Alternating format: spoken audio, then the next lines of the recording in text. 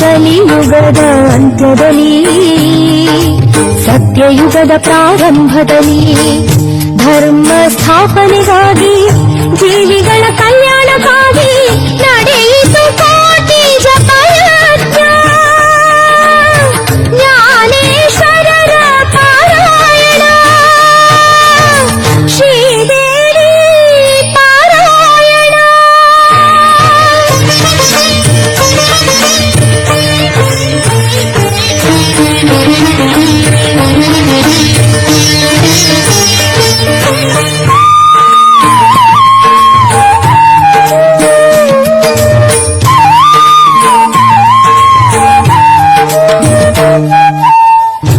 ಅಷ್ಟದಿಕ್ಪಾಲಕರ ಕರೆಸಿ ಮುಕ್ಕೋಟಿ ದೇವರನ್ನು ಯಜ್ಞಕ್ಕೆ ಬರಮಾಡಿ ಅಷ್ಟದಿಕ್ಪಾಲಕರ ಕರೆಸಿ ಮುಕ್ಕೋಟಿ